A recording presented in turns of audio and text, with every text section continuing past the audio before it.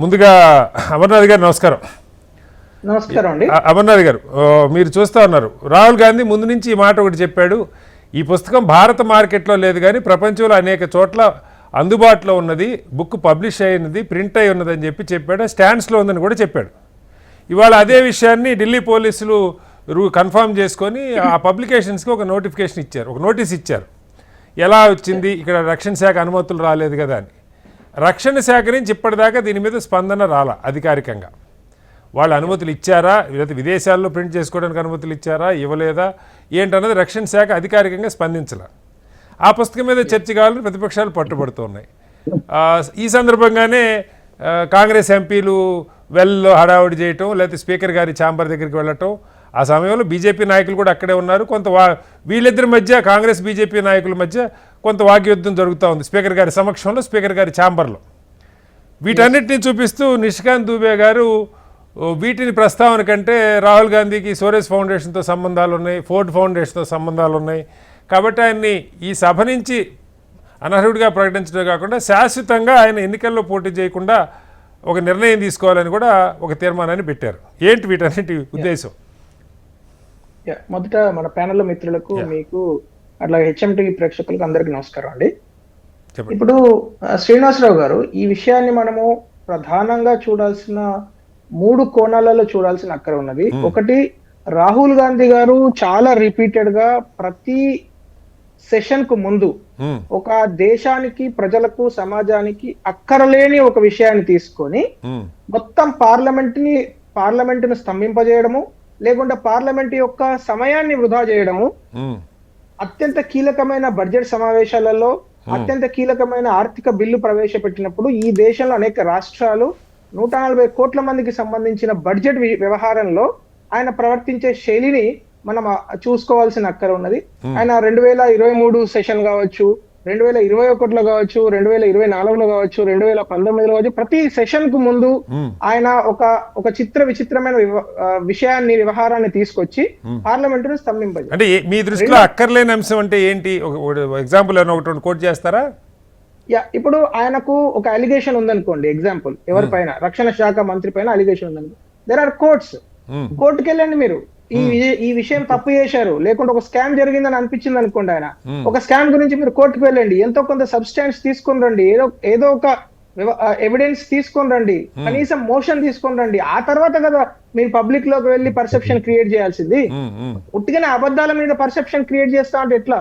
ఇప్పుడు మీరు ఈ దేశంలో 2G స్కామ్ కావచ్చు, బోఫోర్ దగ్గర నుంచి లెక్క పెట్టండి, బోఫోర్ స్కామ్ కావచ్చు, ఈ కోల్ స్కామ్ కావచ్చు, 2G స్పెక్ట్రమ్ స్కామ్ కావచ్చు, ఇవన్నిట్లలో కోర్టులు ఆ ఎవిడెన్స్ ని పరీక్షించి పబ్లిక్ లో వీళ్ళను మీరు అరెస్ట్ చేయవచ్చు, లేకుంటే ఛార్జ్ షీట్ దాఖలు చేయవచ్చు అని సిబిఐకి చెప్పిన తర్వాత పబ్లిక్ లో పర్సెప్షన్ క్రియేట్ అయ్యింది ఇది ఒక స్కామ్ అని. అంతేగాని ఉట్టిగానే గాలికి మాట్లాడము, లేకుంటే మైకుల ముందు వచ్చి స్పీచ్లు ఇవ్వడము, దాని వల్లనైతే ఎక్కడ కూడా పబ్లిక్ పర్సెప్షన్ క్రియేట్ కాదు. నెంబర్ 1.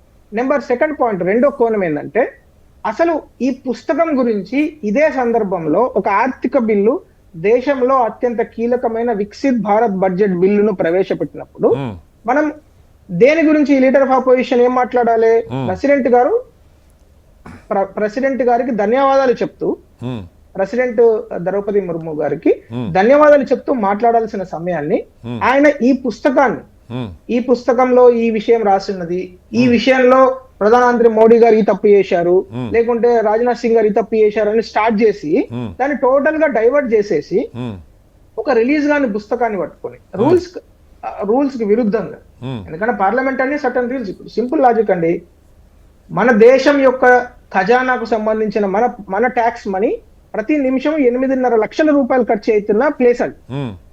పార్లమెంట్ అనేది ఉట్టిగానే ఎవరో బయట వ్యక్తులు ఇస్తానో, లేకుంటే వాళ్ళ ఇంటి జేబులోంచి డబ్బులు పెడుతున్నావు అయితే లేదు కదా. మనలాంటి వాళ్ళు ట్యాక్స్ కడితే నిమిషానికి 8.5 లక్షల రూపాయల ప్రజాధనాన్ని వినియోగం చేస్తున్న ఒక ప్లేస్ లో మీరు దేని గురించి, ఎలాంటి విషయాల గురించి మాట్లాడాలో, ఎంత ఆచితూచి మాట్లాడాలో వ్యవహారం చేయాలి. సో ఎందుకు రాహుల్ గాంధీ గారు ప్రత్యేకంగా సభను డైవర్ట్ చేసే టాపిక్స్ తీసుకొస్తున్నారు అనేది రెండో కోణం. మూడో కోణం ఏంది? ఆయన తీసుకొచ్చిన పుస్తకంలో ఉన్న సబ్స్టెన్స్. ఆయన పుస్తకంలో ఉన్న విషయాన్ని కోట్ చేయట్లేదు, పుస్తకంలో ఉన్న విషయం గురించి క్యారవాన్ మ్యాగజైన్ లో ఏదైతే రాశారో దాన్ని కోట్ చేస్తున్నారు.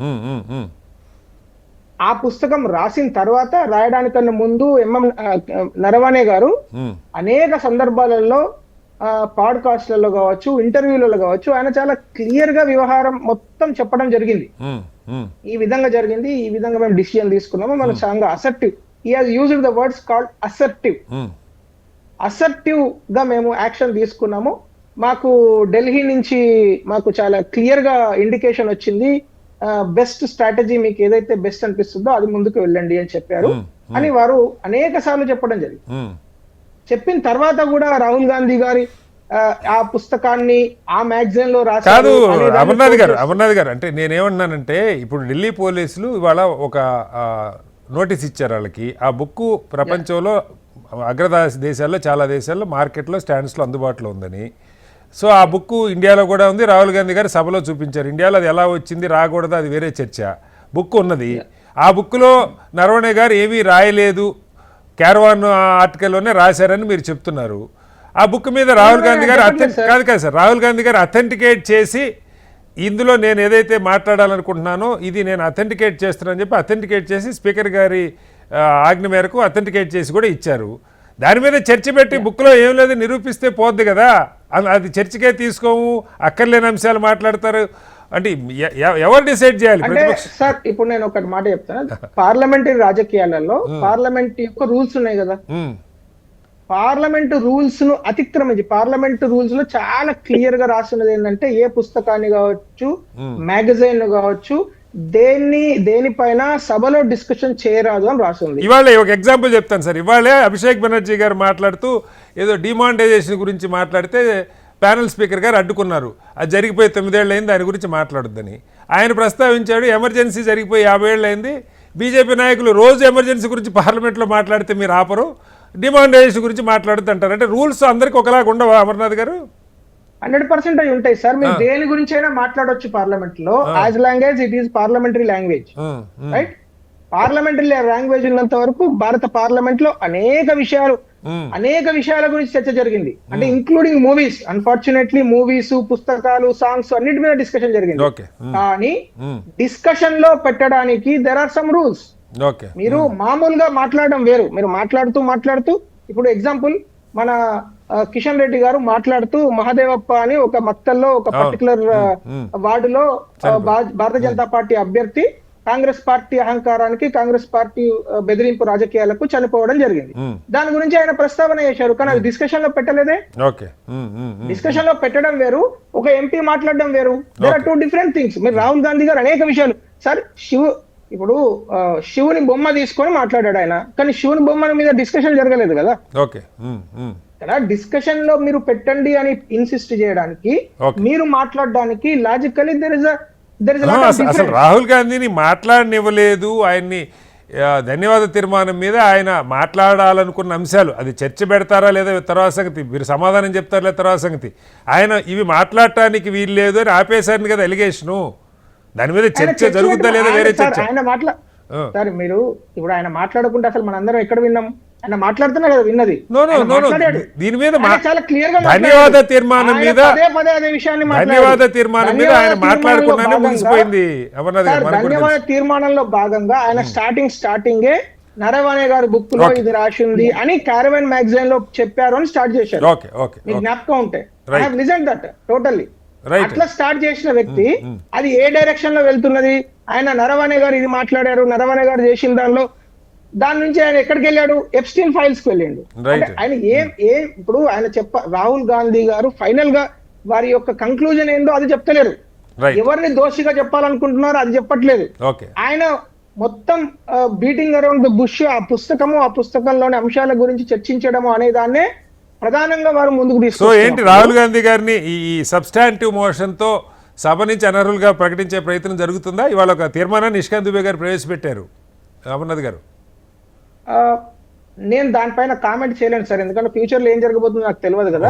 ఇప్పుడు ప్రివిలేజ్ మోషన్ అనేది ఒక ఛాన్స్ అయితే ఉంది. ప్రివిలేజ్ మోషన్ అనేది ప్రతి ఎంపీ కావచ్చు, లేకుంటే ఒక పార్టీ కావచ్చు, సభా హక్కులకి భంగం కలిగిస్తున్నారు. అలాగే కొన్ని ఎవిడెన్స్లు ప్రవేశపెట్టి ఒక సభ్యుడి మీద ఆల్మోస్ట్ అభిశంసన లాంటిది ప్రవేశపెట్టారని వార్తలు వస్తూ ఉన్నాయి. మళ్ళీ వస్తాను మీ దగ్గరికి అమర్నాథ్ గారు. ప్రివిలేజ్ మోషన్ పెట్టడానికి ఒక ప్రివిలేజ్ కమిటీ అని ఉంది. ఈ ప్రివిలేజెస్ కమిటీ దాన్ని యాక్సెప్ట్ చేస్తే అప్పుడు అది ముందుకు వెళ్తుంది.